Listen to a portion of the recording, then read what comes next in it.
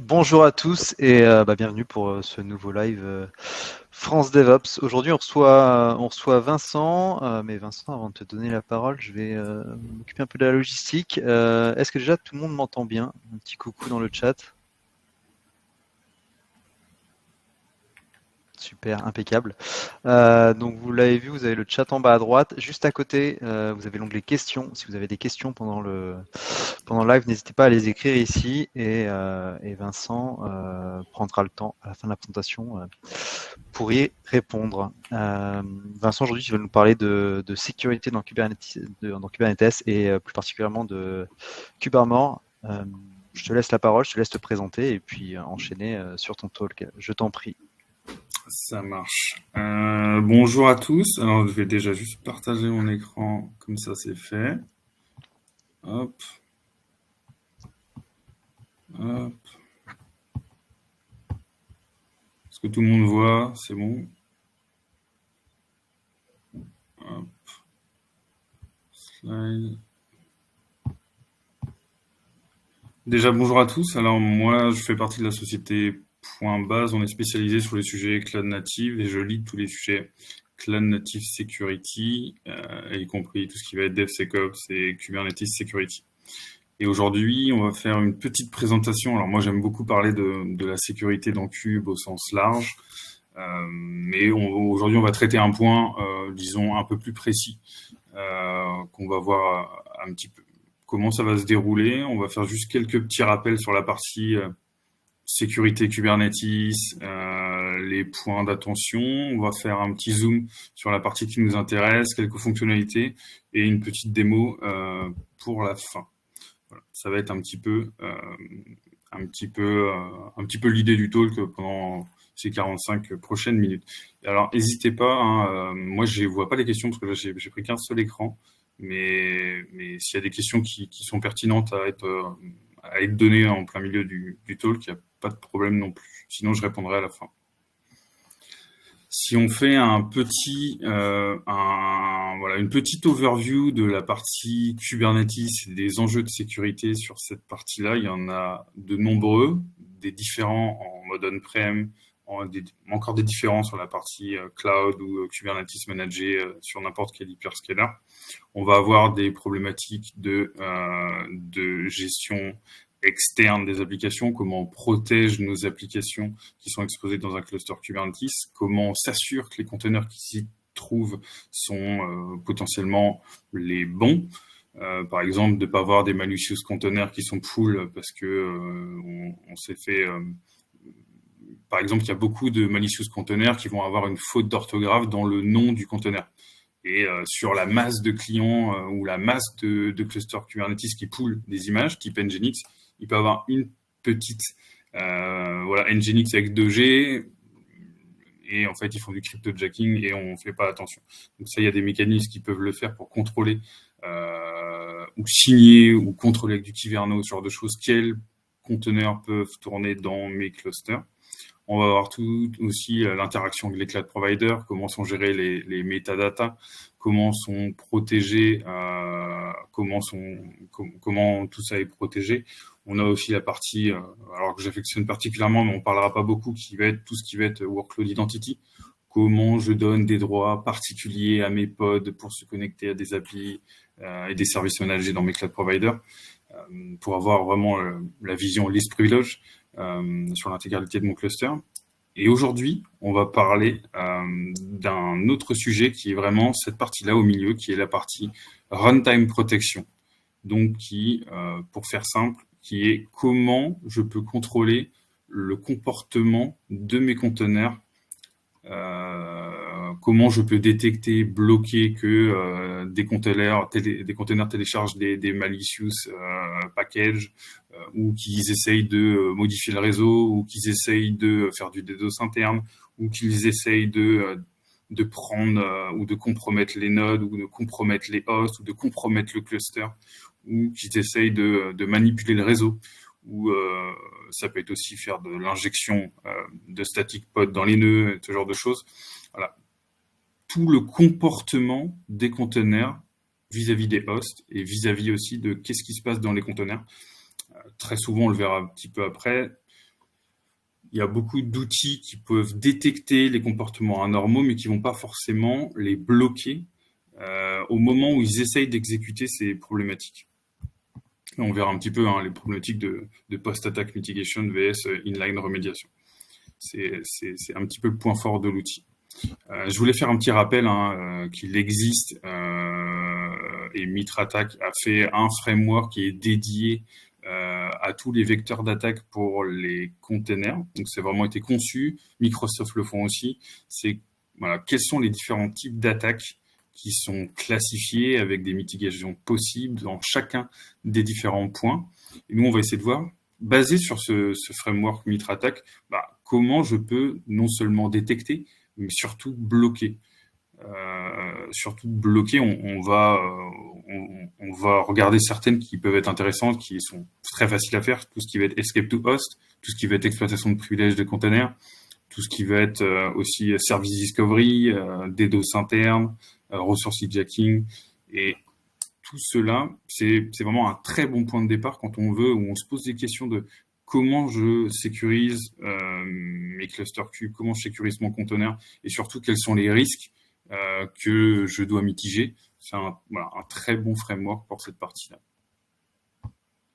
Si on descend maintenant un petit peu, on a vu les différents risques, ce genre de choses. Si maintenant on s'intéresse à la partie vraiment runtime protection, alors qu'est-ce que c'est ?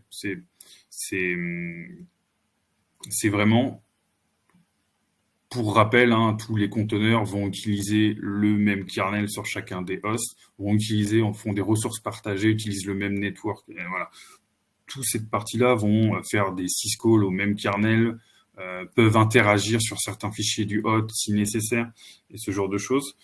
Mais par défaut, je vais faire un petit rappel après, c'est pas vraiment sécurisé, ça a été conçu, et c'est normal, c'est la philosophie Kubernetes comme ça, c'est très open by design, et si c'est pas contrôlé en amont, c'est-à-dire avec des outils comme Kyverno, OPA et ce genre de choses, qui interdisent certaines utilisations de certaines capabilities, on se retrouve avec des pods qui tournent en route, qui tournent avec certaines capabilities, et si jamais ce pod se fait compromettre depuis l'extérieur, les attaquants pourraient profiter de ces capabilities-là pour compromettre le cluster, les pods et le cloud sur lequel ils tournent. Surtout si on n'a pas mis les mécanismes de sécurité qui sont à côté. Ce qu'on va regarder un petit peu sur la partie runtime protection sur la suite, c'est la gestion de comment les pods peuvent utiliser des fichiers sous-jacents. Donc, tout ce qui va être open de fichiers, read de fichiers, delete de fichiers. Comment les pods vont interagir avec le kernel, ça veut dire quel syscall ils ont besoin ou pas de faire pour que l'application fonctionne. On va aussi comment on peut contrôler la partie utilisation de capabilities kernel, par exemple des cap DAC override ou des cap network admin ou cap net row, ce genre de choses. C'est des capabilities, si c'est donné à des conteneurs qui ont la capacité de voir le réseau de tout ce qui se passe sur le host, mais également de le modifier. Donc du DNS spoofing et tout un tas d'autres choses qui sont possibles si on met ce genre de droits beaucoup trop grands, on va dire. Et il y a de nombreuses choses aussi qui sont avec des pods. Si on a une intention malveillante, depuis un pod, on peut injecter directement des modules kernel qui peuvent vraiment compromettre, parce que étant donné que là c'est directement dans le kernel, si on arrive, et par défaut c'est pas réellement bloqué, à injecter du code malveillant, on peut facilement compromettre l'intégralité, compromettre, et surtout, si on arrive à faire ce genre de choses, on peut compromettre et cacher ses traces, qui est aussi très important, le fait de la détection, et quand on est sur des frameworks de MitraTac, il y a aussi la persistance. C'est comment je reste et comment je détruis mes traces pour éviter de me faire détecter. Si on regarde un petit peu les comportements par défaut, c'est sur un cluster Kubernetes au niveau du runtime, si on n'utilise pas forcément des runtimes très sécurisés ou si on n'a pas fait de hardening très spécifique sur les containers, ce qui n'est pas possible des fois. Si on utilise des services managés, certains runtime containers, c'est comme ça et pas autrement. On peut faire tourner des pods en route, on peut installer des packages malveillants, on peut modifier les réseaux, c'est-à-dire on peut attacher au pod le TH0 des nodes, écouter tout le trafic, le modifier si on veut, et tout ça. On peut faire des actions administrateurs, on peut piquer, je ne sais pas, il y avait des attaques par exemple sur Argo CD qui permettaient, quand on parle de faire des actions administrateurs, ou d'extraire des secrets, Argo CD, il y avait une faille de transversal pass, c'est-à-dire sur l'URL d'Argo CD, on pouvait faire un 2.2.2.2. Et revenir et aller chercher le service account, le token du service account de Argo CD, qui en l'occurrence est très souvent admin. Et ce qui se passait, c'était n'importe qui avait accès à ça pouvait utiliser ça. Et du coup, extraire des secrets.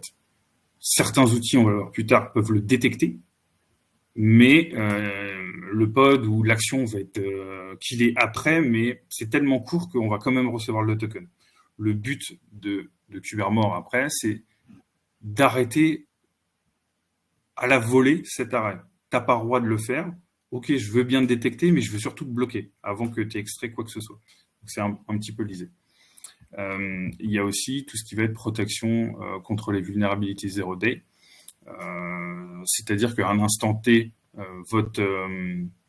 votre application, elle n'est pas vulnérable. D'un coup, on découvre une vulnérabilité et elle est de plus en plus attaquée. Il n'y a pas de patch spécifique. Avec la partie Kubermore et ce genre de choses, on va voir après, c'est je veux construire des policies du comportement nominal de mon application. Donc même si une faille 0D sort et on veut contourner, read d'autres fichiers, faire de l'include, ce genre de choses, par défaut, j'ai conçu une Kubermore policy qui me permet de dire voici le comportement nominal, c'est allow, c'est deny, et ça ne peut pas fonctionner autrement. C'est un peu l'idée de se protéger vraiment sur cette partie-là. Et c'est des fois compliqué de contrôler exactement le comportement des containers. Alors moi, j'ai regardé plusieurs outils. Je connais Falco et d'autres, ceux des cloud providers, sur la sécurité autour de Kubernetes, la sécurité autour des comportements et ce genre de choses. J'ai regardé il y a déjà quelques temps un outil qui venait de sortir, qui j'aime bien travailler avec leur équipe produit, l'équipe open source de Kubermore. Ils ont, on va le voir juste là, ce qui est très intéressant par rapport à d'autres, c'est Kubernetes, c'est vraiment la logique zero trust, c'est-à-dire tout comportement qui ne doit pas être effectué dans un conteneur doit être bloqué ou audité. Mais surtout, c'est pas après qu'il y ait eu des actions malveillantes, mais c'est pendant. Pour faire ce genre de choses, Kubermore va leverager ce qu'on appelle des LSM, des Linux Security Modules, comme AppArmor, SELinux, SecComp, BPFLSM. Qu'est-ce que c'est ? C'est, si certains d'entre vous ne sont pas forcément familiers avec ce genre de choses, AppArmor, SELinux et par exemple SecComp sont des Linux Security Modules qui existent depuis très longtemps dans les systèmes, dans le kernel Linux, et qui permettent d'avoir une sécurité avancée des systèmes Linux. Typiquement, AppArmor vous permet d'avoir des profils liés à vos applications, vous permettant de restreindre l'accès à certains fichiers, à certains fichiers en read-write, mais vraiment de façon extrêmement enforcée. SELinux, c'est sur le contexte, et un autre outil qui est SecComp, qui est là pour contrôler les syscalls, les appels système, toute l'interaction avec le kernel Linux, et autoriser certains appels dans tel contexte, et ce genre de choses. Si on fait... pourquoi ça a été créé Kubermore, et comment dire, ça vient pas comme ça de nulle part, c'est si on prend le rapport de la NSA, qui est très bien fait, et je vous conseille d'aller le regarder. Il y a un rapport de la NSA qui va vous lister toutes les meilleures pratiques de sécurité dans le cadre de la sécurisation de cluster Kubernetes. et il parle très souvent, et même si vous allez regarder dans MitraTac et tout ça, les best practices les plus avancées sont de mettre en place ce genre de choses qui sont à part mort, SE Linux, du enforcement au niveau du kernel pour contrôler au mieux l'interaction et la sécurité des containers.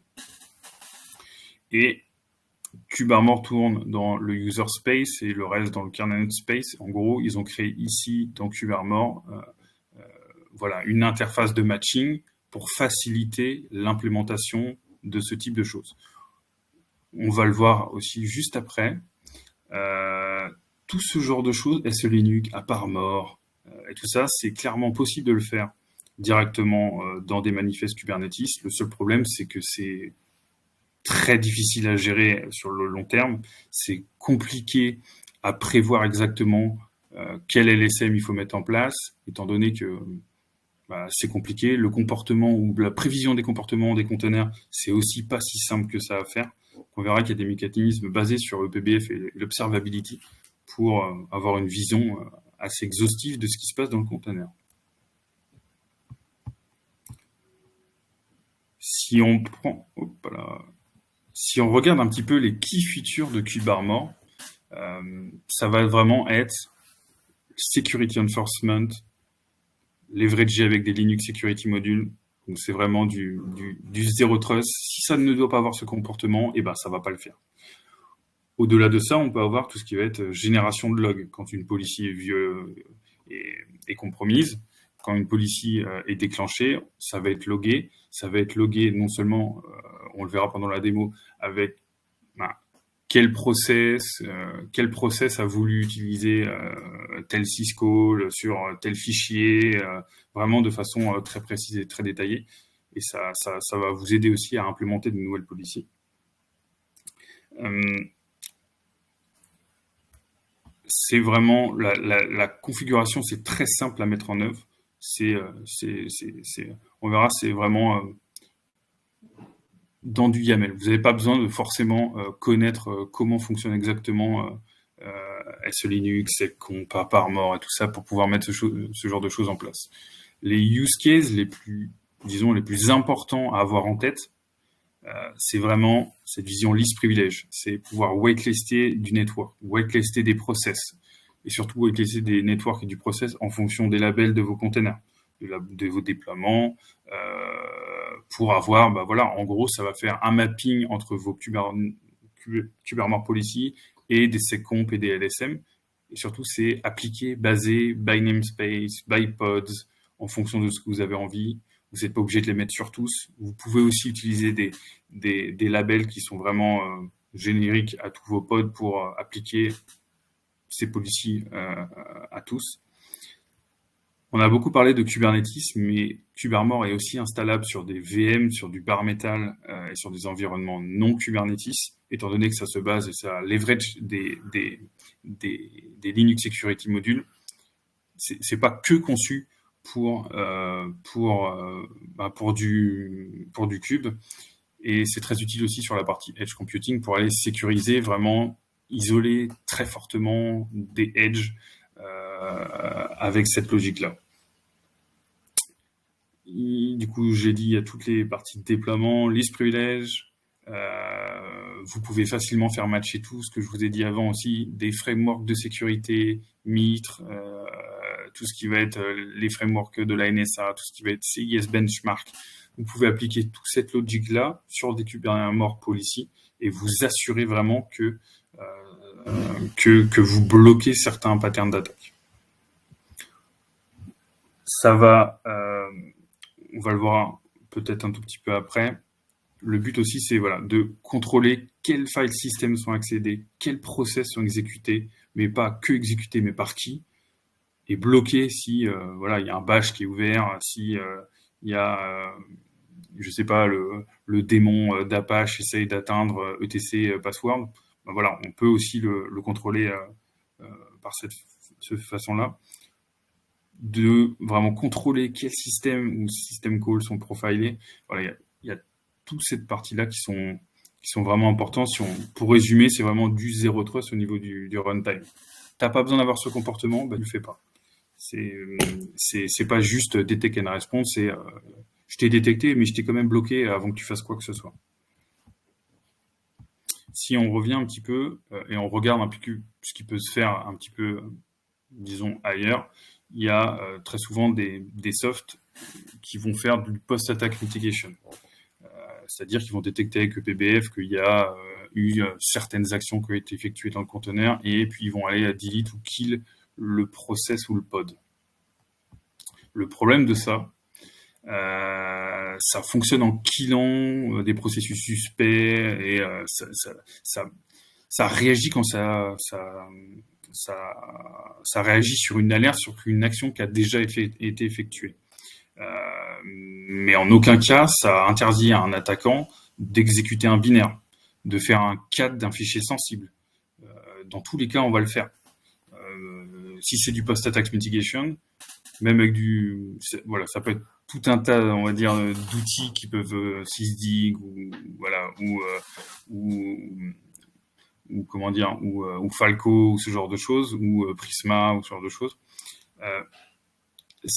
Ça va détecter qu'il y a eu un cat puis killer le process. Sauf que c'est tellement rapide de faire un cat qu'on va retrouver le fichier sensible et voilà. Votre pote, techniquement, il a été compromis, quoi. Donc, vous l'avez peut-être killé, mais il a quand même fait son action. Et le fait de faire du post-attack mitigation, ça permet potentiellement aussi aux attaquants de contourner les contrôles de sécurité, de supprimer les journaux, de mettre des choses rapidement en place pour, je sais pas, couper le réseau et ne pas envoyer les logs quelque part. Et du coup, si le post-attack ou la détection est fait ailleurs, voilà, il y a plein de choses qui peuvent faire que on peut contourner la détection de l'attaque. Par exemple, ça peut être très simple d'injecter des static pods sur les nœuds. C'est au moment du montée du pod, on injecte directement dans ETC Kubernetes Manifest. Certes, votre conteneur, il va être killé, celui qui a tenté de faire ça, mais vous avez quand même réussi à injecter un static pod, ou vous avez réussi à injecter un module lancé dans le kernel. Certes, il va être killé votre pod, mais vous avez réussi à chiffrer tous les disques. Voilà, c'est cool de l'avoir détecté, mais là, ça l'a réellement bloqué. Hop.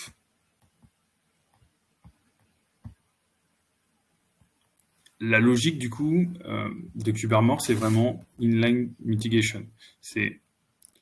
On va utiliser, il y a deux choses. Il y a la partie enforcement via Linux Security Module, BPF, LSM, SE Linux, AppArmor. Ça, c'est vraiment la partie je bloque en dur. Et il y a la partie aussi observability avec du EPBF qui va regarder tout, les caprobes, les trace points, les syscalls, et va être en capacité de générer des kubearmor policy basés sur le comportement de l'application. Donc on va le laisser écouter quelques minutes votre application, votre déploiement, et kubearmor va être capable de générer une proposition de kubearmor policy basée sur ce qu'il a pu écouter du fonctionnement de l'application. Et ça va vous faire du Halo, et tout ce qui n'est pas dans le Halo n'est pas possible. Voilà, ce qui permet d'avoir un profil vraiment d'application et de supprimer tout le reste. Ça a plusieurs bénéfices. Hein. Déjà, vous pouvez le faire sans rebuilder tout, On va le voir ici. Hop, ça n'a pas d'impact majeur sur comment dire, il n'y a pas besoin de voilà. Il y a pas besoin de faire ni de modification du CRI, du container interface. Il n'y a pas besoin de modifier les hosts. Il n'y a pas besoin de modifier les pods, la façon dont vous les buildez. Il n'y a pas besoin de faire tout ça parce que vous leveragez des choses qui sont déjà natifs dans des serveurs Linux et dans le kernel. C'est vraiment, on active certaines parties pour sécuriser des applications modernes. Si on revient un petit peu sur la partie inline remédiation, une des choses super importantes, c'est vraiment le pourquoi le inline mitigation, c'est parce que ça va prévenir en temps réel et bloquer avant même qu'il y a un process qui est acknowledgé. Ça va vraiment, voilà, vous faites un cat ETC password, la réponse sera denied. Ça sera pas je te montre le password et puis je te kill après. Ça sécurise aussi tout ce qui va être, il n'y a pas de post-attack mitigation, donc pas forcément de réaction après observation d'une intention malveillante, donc ça facilite aussi tout ce qui est attack path analysis. Ça s'appuie surtout sur des LSM qui existent depuis beaucoup d'années. Hein, quand je passais mon RHCSA sur du Red Hat, il y avait ce genre de choses qui étaient déjà, comment dire, notées c'est-à-dire dans la certification, et puis ça fait des dizaines, voire des dizaines d'années que ça existe. La seule chose qui est différenciante dans les derniers kernels de Linux et tout ça, c'est toute la partie BPF LSM qui va offrir plus de flexibilité par rapport à AppArmor, SE Linux, SecComp, il y en a Yaka, il y en a beaucoup d'autres qui ont été implémentés depuis ces dernières années en termes de LSM. BPF, ça permet de vraiment faire du matching beaucoup plus flexible, précis, qui consomme moins et qui ont été implémentés dans la dernière version. C'est beaucoup plus flexible, mais c'est les mêmes logiques. Et on va toujours utiliser la partie observability avec de l'EPBF pour vraiment aller regarder les fichiers qui sont accédés, les communications network et tous les process. Si on fait un petit peu on regarde comment fonctionnent les autres, on va avoir Falco qui lui va il va utiliser BPF et ne pas stopper de conteneur parce que c'est vraiment un outil de détection de runtime. Donc lui, il va être vraiment sur la détection. T-Dragon, il va être plus sur la partie qu'il est après détection.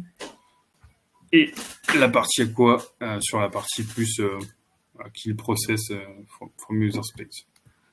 Si on fait un petit focus maintenant sur les avantages des Linux Security Modules, donc des LSM, c'est comme je vous l'ai dit, pas de modification, on leverage des choses qui existent déjà, ça supporte de nombreux LSM, c'est-à-dire que on va le voir juste après, hein, entre eux, dans un monde multi-cloud, entre les AWS, entre les GCP et entre les Azure, il n'y a pas toujours les mêmes LSM au même niveau qui sont accessibles sur les clusters cubes. Et grâce à Kubernetes, ça permet d'avoir une interface, une couche d'abstraction qui va activer le bon en fonction du système sous-jacent.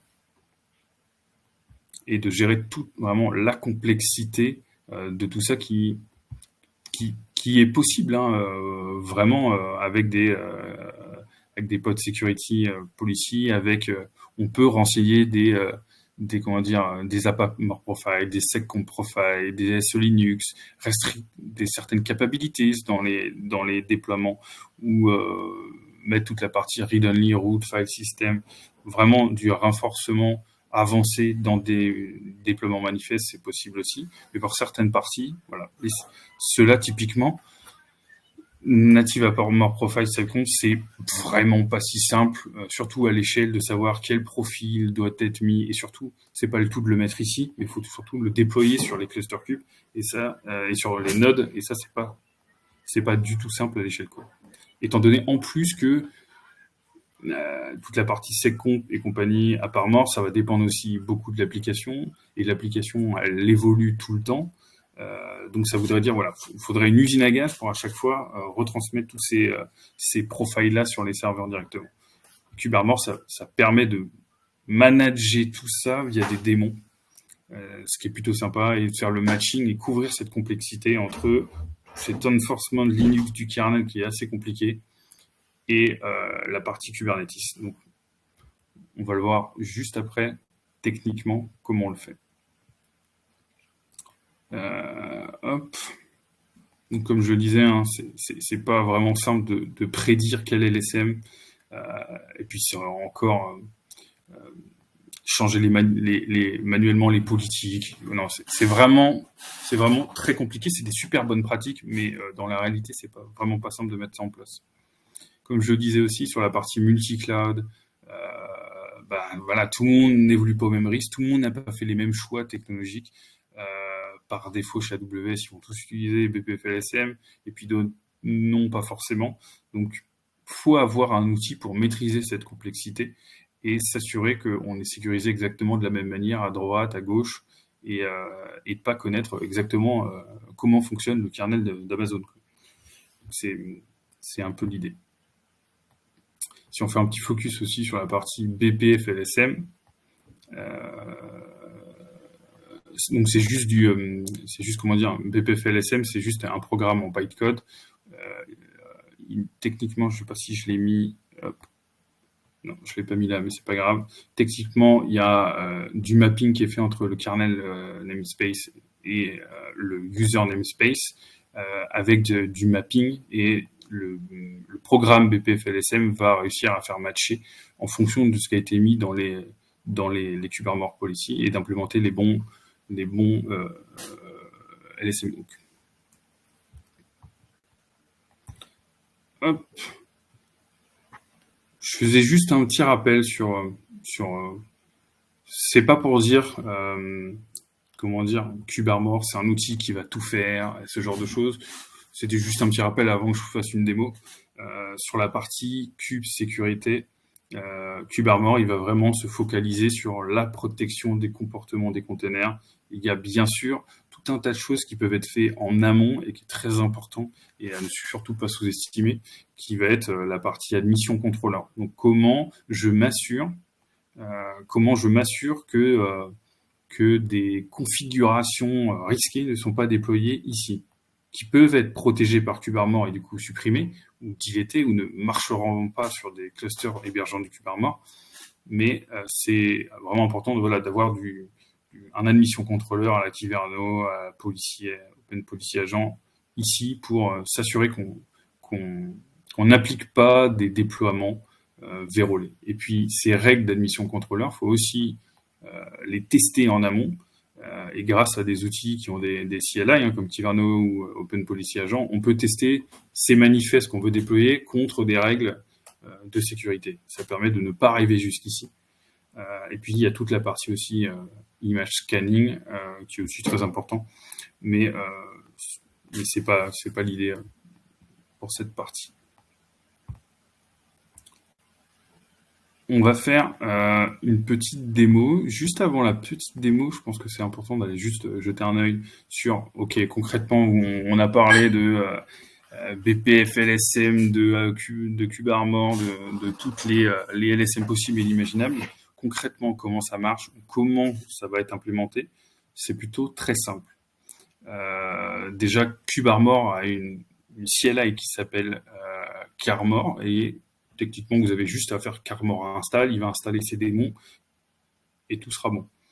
Maintenant, comment j'applique des politiques spécifiques à des conteneurs? C'est simple, c'est une CRD aussi, comme on peut en trouver partout. Ce qui est important à comprendre, juste, c'est cette partie-là. Donc, on va appliquer des network policy. On va le voir, on fera une démo après, mais on va appliquer une kubearmor policy qu'on va targeter sur certains pods, donc qui ont des labels particuliers. On va lui dire, on va mettre une policy pour whitelister ou bloquer des process particuliers. Ça peut être binbash, ça peut être USR, ASBin, Apache 2, ça peut être, ici on peut mettre, match pass, je veux appliquer et protéger mon ETC password, from source, je sais pas, ça peut être USR, ASBin, Apache 2, donc ça interdirait le read du cat ETC password depuis le endpoint du serveur web. Ça peut être ce genre de choses. Pour la partie file, on peut utiliser tout un tas de choses, des répertoires avec du récursif, du read-only. On peut utiliser ce qui est intéressant, tout ce qui va être regex, c'est-à-dire tout le fichier, tout voilà, tout fichier commençant ou par secret ou contenant secret, ok, je te mets du read-only. Ou alors, je te bloque complètement. Ou il n'y a que l'honneur du fichier qui a le droit de les lire. Donc, il y a toute cette partie-là qu'on peut faire. Il y a la partie aussi network. Par exemple, je crois que j'ai fait une petite démo juste après, c'est ok, comment je peux bloquer le protocole ICMP. Donc, imaginons je veux bloquer ping, donc je voudrais bloquer du SCMP. Ça, on peut également le faire. Donc, il ne va pas utiliser tout ce qui est network call et ce genre de choses, ça sera bloqué directement. Donc, que vous utilisiez n'importe quel autre outil pour faire du ICMP, ça sera bloqué. Voilà, que ce soit ping ou n'importe quoi d'autre. On peut aussi filtrer sur les capabilities. Je vous ai dit les capabilities kernel, c'est-à-dire netdraw. Ça peut être cap sysadmin, ça peut être cap DAC override qui te permet de réécraser des fichiers même si tu n'as pas les droits. Ça peut être cap sysadmin, on fait ce qu'on veut, on est admin du node hein, techniquement.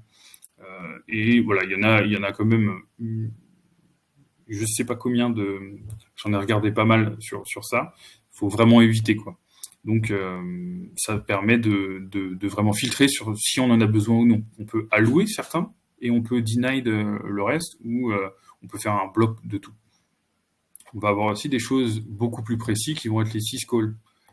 Ok, mon application a certains syscalls qui doivent être effectués. Je les autorise. Mais attendez, certains doivent être exécutés depuis un pass en particulier et non depuis l'intérieur du pod, par exemple, un bash ou ce genre de choses. Non, ça doit être exécuté depuis le entry point de mon conteneur. Voilà, on peut faire plein de choses comme ça. On peut faire il y a 3 modes, hein, du allow, du audit et du block. Allow, ça veut dire tout ce qui est écrit là, c'est autorisé, tout le reste est interdit. Le block, c'est je supprime spécifiquement une deny list, quoi. Hein. Ok, tu n'as pas le droit de faire ça, tout le reste peut passer. Si on revient un petit peu maintenant, hop, sur ici, hop. Alors, j'ai préparé juste quelques policies pour disons, faire un petit exemple. Hop, voilà. Tout à l'heure, on a parlé du framework MitraTaC, qui est ce qu'il faut, les bonnes pratiques pour sécuriser et les vecteurs d'attaque possibles dans un cluster cube. Ce qui est intéressant avec KubeArmor, c'est voilà, avec du YAML, on peut leverager tout un tas d'LSM sans avoir trop de complexité et en se basant sur des frameworks officiels. Donc là, par exemple, beaucoup ici vont utiliser, hop, ça c'est des règles qui existent. Hein. Donc il y a un tas de règles comme ça qui est, ok, je veux appliquer tout ce qu'on a vu tout à l'heure dans le MitraTaC et on va créer règle par règle pour combattre chacun des points. Donc là, ça peut être, ok, je me base sur Mitre, le TA008, c'est une sous-section qui est en gros du lateral mouvement. J'arrive à compromettre ce pod et je chope des informations et je les renvoie ailleurs. Ça, on veut pas. Donc, comment on le fait? Ça peut du coup être avec, ok, je bloque tout ce qui est SCP, rsync et tout ce qu'on veut. On peut le bloquer comme ça. Donc pareil, je veux, et ça c'est pareil sur du Mitre, mais sur du NSIT aussi, c'est faire du masquering. Ok, je veux cacher mon attaque. Je viens de compromettre un cluster. Maintenant, j'aimerais bien supprimer mon historique, supprimer les logs et ce genre de choses. Je veux pouvoir empêcher ce type de comportement dans mon cluster. Pas seulement de le détecter, mais de le bloquer. Et ça, c'est aussi possible. Là, on va faire juste pour l'exemple, hein, appliquer une petite policy. Si on fait, on va l'appeler, là c'est pas forcément le bon nom, mais on va lui dire déploie-toi dans le namespace DVWA.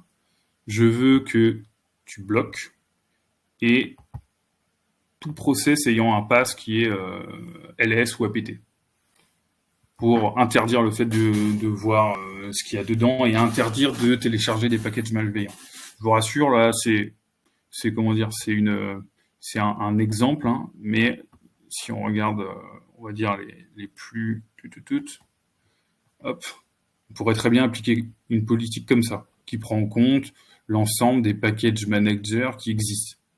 C'est OK, dans tous les cas, je t'applique cette policy. Tu peux, ni que tu aies un truc basé sur Alpine, un truc qui est basé sur Debian ou ce que tu veux, tu peux faire ni d'APT, ni d'RPM, ni d'IUM, ni tout ce qui est écrit ici. Et on peut faire ça sur tout un tas d'autres types. On peut lui dire, OK, t'as pas droit de regarder les logs ou t'as pas droit de créer de cron job dans les containers. C'est une des attaques aussi, c'est ça. C'est OK, un attaquant a réussi à compromettre un conteneur, il va rajouter un process en cron tab dans ce container. Si le container il a été mal fait, il offre la possibilité de faire ce genre de choses. Et ça, faut pouvoir le détecter. Ça, c'est dans le framework Mitra-Attack, ce qu'on va appeler la persistance de l'attaque. Et ça permet OK, tout cron job voulant être ajouté ici ne sera bloqué. Si on fait un petit exercice maintenant, hop. J'ai déployé tout à l'heure, techniquement il y a 3 jours, mais un pod, hop, qui est un simple pod, hein, hop, et on voudrait bloquer par exemple ce genre de choses dans mon pod. C'est-à-dire, je veux bloquer le package manager, je veux bloquer la commande ls juste pour l'exercice. Hop. Je mets juste hide. Pour ce faire, on va appliquer, hop, par exemple, cette policy qui va permettre d'arrêter ces parties-là, ls et apt. Si on fait un kubectl, hop, apply new dvwa.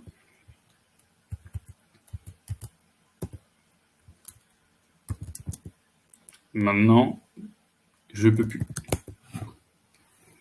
Malgré que j'ai les droits, malgré que tout ce qu'on veut, KubeArmor a actionné et a implémenté des LSM ne me permettant plus d'exécuter ce type de commande. Mais ça peut être aussi une chose qui est intéressante pour démontrer la capacité à bloquer certains protocoles. Ça peut être aussi, est-ce que je les bloque? Si on regarde ici, je veux appliquer une policy, voilà, can KubeArmor, dans le namespace dvwa, sur les pods app dvwa, interdisant le protocole ICMP. Je n'ai pas besoin de spécifier de quelle commande le fait, voilà, par où ça passe. Non, je veux juste bloquer ICMP parce que une des choses qui pourrait être faite par un attaquant, c'est de transmettre dans la trame ICMP un contenu de fichier ou des bouts de fichiers et d'exfiltrer comme ça certains types de documents. C'est des choses qui sont potentiellement faisables. Si j'en ai pas le besoin, je bloque. Si, hop, juste pour tester, hein, on fait un ping 8888, hop. Donc là, tout va bien. Si, hop, je sors du conteneur et maintenant je veux supprimer, hop.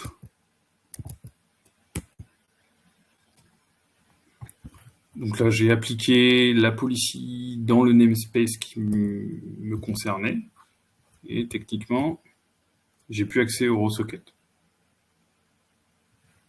Donc on peut faire ça sur TCP/UDP en provenance de tel protocole. Voilà. Il y a en provenance de tel pass. On peut faire vraiment beaucoup de choses dans ce genre de choses. Il y a aussi une démo que j'aime bien faire. J'ai un peu le temps, là, je vais vous la faire. Hop.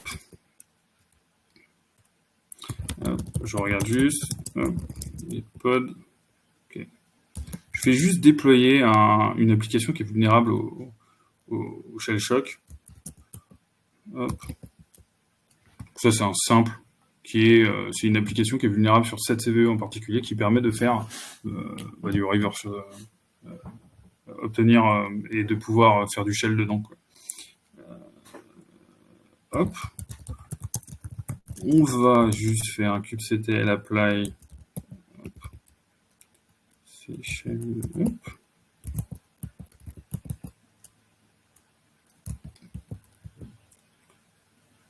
Hop.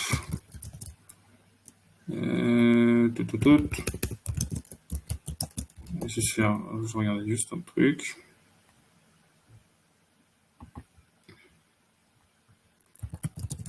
Kubectl get.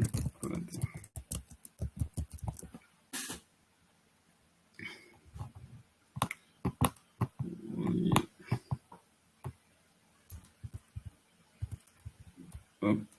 Juste, alors ça va me prendre 2 secondes.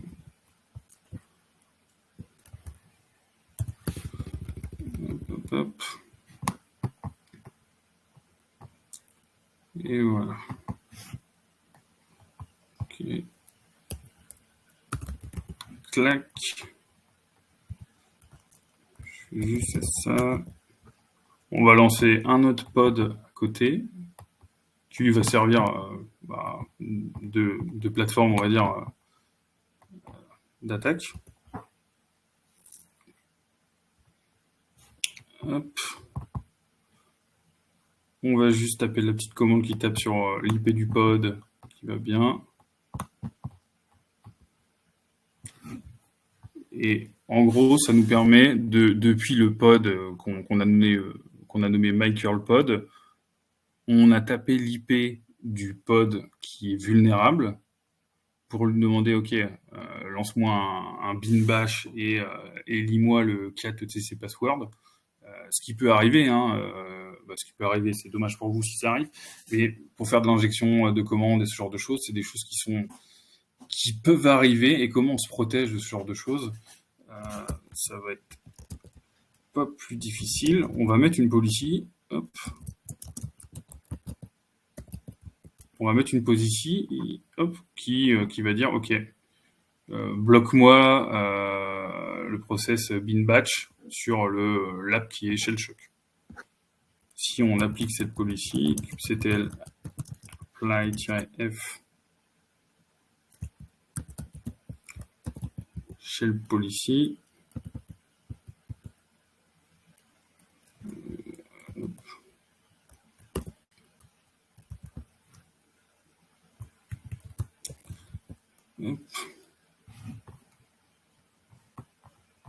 Je reprends juste la jolie commande. Ah. On reteste maintenant. À moins que j'ai un effet démo et que ça marche pas, ça ne marche plus. Voilà. Donc, ça a réussi à bloquer. Hop. Alors, on peut le retester aussi. Ici, carmor log. Hop. Je ne l'ai pas configuré. Mais en gros, après, on peut tracer exactement ce qui se passe et faire des actions particulières. Donc ça permet de vraiment baser sur les frameworks que vous voulez, appliquer tout un tas de policies de sécurité recommandées par les frameworks pour que vos clusters soient sécurisés. Et en plus, vous pouvez vous baser sur des trucs encore plus restrictifs qui implémentent encore plus de policies particulières. On peut aussi, avec carmor, avec cette commande, faire du, comment ça s'appelle, du carmor discover -l, dvwa.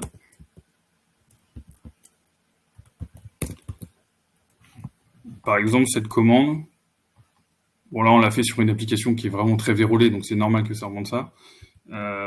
Mais ça permet de, grâce à la commande Carmor, grâce à l'Observability eBPF et à la sélection, en l'occurrence ici des labels, de pouvoir générer automatiquement des cube armor policy basés sur le comportement, sur tous les codes qui ont été effectués au kernel, les fichiers qui ont été accédés, par qui, comment, avec quel droit, et ce genre de choses. Et ça permet de créer, alors là ça s'appelle autopool system.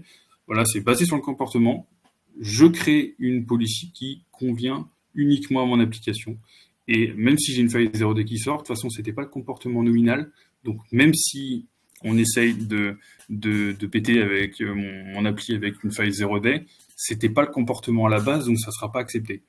Donc, c'est la logique. Hop. Je vais revenir là.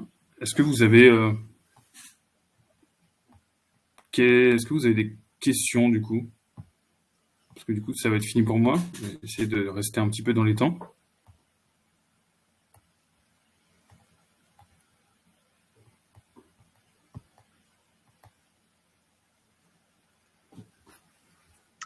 Merci Vincent. Ouais, je sais pas si tu as vu, mais on a quelques questions dans l'onglet questions. Tu peux trier soit par date, soit par vote. Je sais pas s'il y a beaucoup de votes dessus. Par date, c'est le plus simple. En commençant potentiellement par celle du bas, si tu veux les prendre dans l'ordre où elles ont été posées. Alors pour les actions deny, allo, en fait on peut mettre, là je vous ai montré les allo au niveau vraiment de la policy, hein, dans l'indentation, et on peut faire aussi par file system, par ce genre de choses pour avoir une policy qui est vraiment spécifique. Donc on peut la faire à plusieurs, on peut la faire toute la policy et l'action est applicable. On a aussi par file, on va dire sous séquence qui est file, syscall, network, process, et ce genre de choses où on peut mettre ok, bah c'est pour ça, ou par direction, directement par sous-élément encore. Voilà.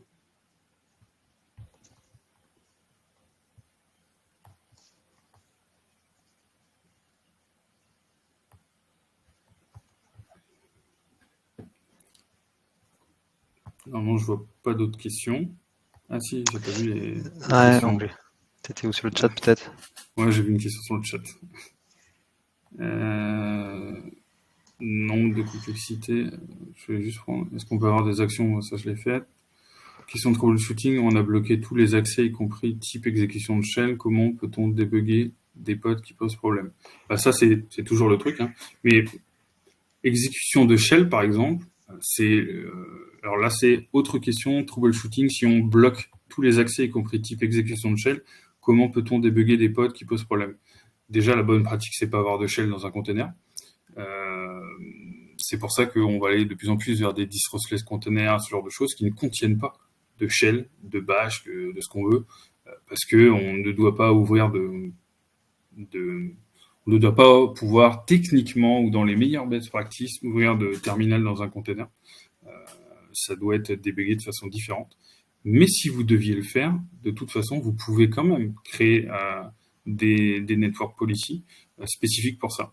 Il y a une chose qui est intéressante quand on fait discover, ça va analyser ce qu'on a fait quelques minutes avant dans un des conteneurs. C'est-à-dire si vous êtes connecté dans un conteneur en bash, quand vous allez faire le discover de la kubearmor policy, ça va apparaître dedans en tant que process whitelisté, le bash, mais également souvent, il n'y a pas que juste bin bash, il y a souvent des fichiers dans /dev et tout ça qui sont ouverts et qui vont être ajoutés, vous permettant d'accéder là-dessus.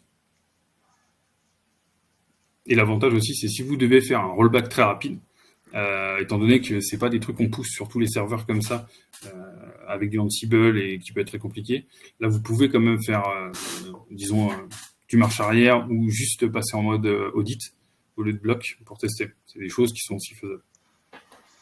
Pour le troubleshooting des apps, on peut savoir que l'app a été bloquée par kubearmor. Alors Ça c'est simple, c'est kubearmor log et ça va sortir tous les comment dire tous les logs en fait, de audit à bloc, ça va sortir. Voilà. Si une de votre appli bloque et ce genre de choses, parfois ça va pas mettre un denied partout, hein, mais quand vous faites un kubearmor log, ça va vous montrer que ok, tel process a été bloqué à cause de kubearmor. Donc ça c'est conçu dedans pour exactement pour ce type de choses, quoi. Donc c'est assez facile à traiter. Est-ce que la conf des policies ne devient pas vite ingérable, nombre de complexités? Est-ce qu'il y a des outils ou des pratiques pour faciliter cela? Alors, je ne vais pas faire de l'auto-promotion, ce genre de choses, hein, mais il y a des outils ou des solutions comme AcuKnux qui se basent sur kubearmor pour leverager cette partie autogénération de policy. Qui, en gros, c'est vous mettez votre cluster, vous l'attachez dans AcuKnux, par exemple, qui est une solution commerciale, et ça va automatiquement faire de l'auto-discovery sur tous vos pods, en tout cas celles que vous voulez. Vous générez automatiquement des kubearmor policy et vous générez automatiquement des network policy, voire des Cilium network policy, basés sur le comportement en quelques secondes ou en quelques minutes. Et après, vous avez juste à activer ou non, cloner, adapter selon vos besoins.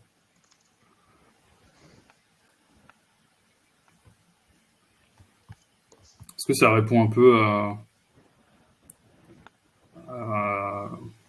à tout?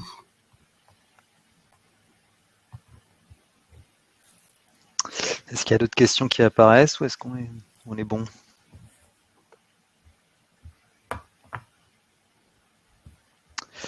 Écoute, ça semble ok. Merci beaucoup Vincent pour cette présentation très claire.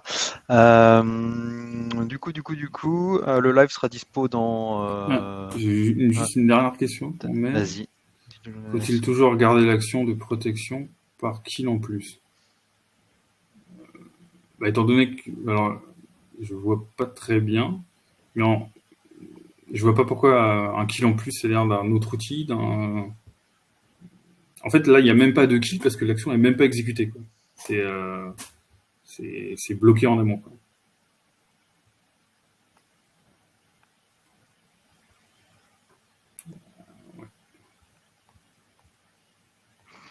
Oui, il est 13h01, on va dire qu'on est tout bon.